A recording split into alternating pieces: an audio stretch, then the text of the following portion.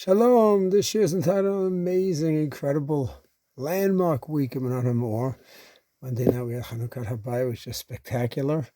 And then we also launched a new program in the mornings, 9 o'clock to 10 o'clock a.m., Sunday, Monday, Tuesday, Wednesday. 2 Shiurim every morning. Love Your Learning program. And Baruch Hashem, with 8 Shiurim learning together. What a way to start the day. Sunday morning we launched a program with Musar and Mesilas Yesharim with commentary from Rabbi Twersky. A little bit about the life of the Ramchal, not a simple life at all. His dreams of learning and teaching Kabbalah, Zohar, to the deepest of love to the people were shattered. People got nervous. It was a few decades after Shabtai Tzvi, and they closed him down. They said till he reaches 40 in Eretz Yisrael, he can't teach the Zohar, and he reached Eretz Yisrael and died just short of his 40th birthday. But despite the tragedy, Baruch Hashem, he was so productive, and we still have his works today and learning them more than ever. And we learned about the Rambam, incredible writer, also not a simple life at all. And he wrote on everything in the philosophical world. Socrates, Aristotle, Monavuhum got perplexed, letters that he wrote to all of Am Yisrael, the Perish Mishnayos, and of course we're learning the Mishnah Torah with the opening Mishnah about belief and Emunah Hashem, and we jumped into that world. And next was Monday morning, the world of Kashrus, Yoredeya, opening up of Yosef, Kara's magnum opus, and Shchita, which you might think, okay, not so applicable to the group in the shul. Well, first of all, fascinating idea with a woman back in the day when people did Shchita in the backyards, were women part of that as well. Then it talks about whole Chazara program that applies to all of us, whatever we're learning, how often you have to review your learning for life, to have a Kinyan Torah. Then the next year after the Kashrus year was Tefillah. Went over the Rambam's sheet and the Ramban sheet. There's Tefillah biblical every day. The right, the Rabbanan, and the whole structure of Tefillah and the history of Tefillah. Baruch Hashem. So every day, the biblical was according to the Rambam, according to the Ramban, it's biblical. When there is an ace tzara, a person in trouble, then it is biblical. And we jumped into the Gemara, Brachos, the opening mission of the oral law.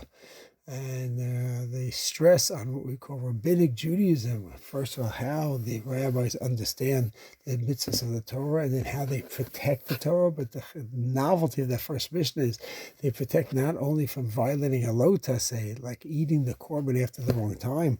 They protect us to make sure that we keep the assay of Shema properly. And some even wonder if they said to do it before midnight, I was going to fall asleep, you missed the whole thing. And if you do go past midnight, Chatzot, do you lose the mitzvah? Did the rabbis go so far as to take away the mitzvah in order to protect the mitzvah? What a fascinating idea. Then from there, we went, Baruch Hashem, to Parshat HaShavua. And what a topic. Truma, Asuli Migdash. Do we have Asuli Migdash, the mitzvah to build the Migdash today? So we wait for the fall of Shamayim? We wait for Mashiach, do we build it? And this is not any machlokas. A machlokas affecting 200 mitzvahs, 200 mitzvahs of the Torah are connected to the Migdash, to Sanhedrin, to Korbanos, Tumah, Tahara, Paraduma, Korban Pesach, Aliyah L'Regel, 200. This is one of the biggest machlokas. I don't think anything is even close. And then we have Mishnah Brura, Hechot Beit Knesset, so appropriate to start. Hechot Beit Knesset, learning the laws of Beit Knesset.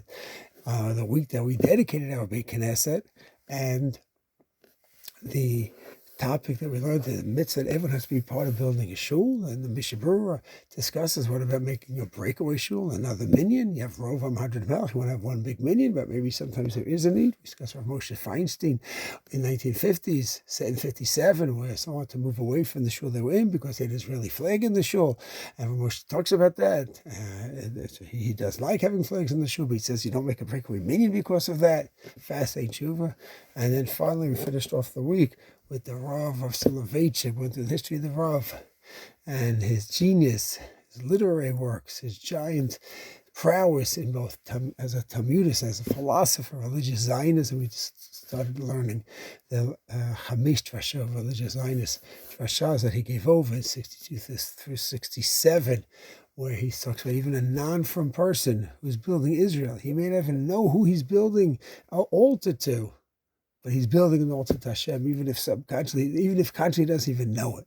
What a chiddush! What a week! We should go michayel l'chayel, from strength to strength.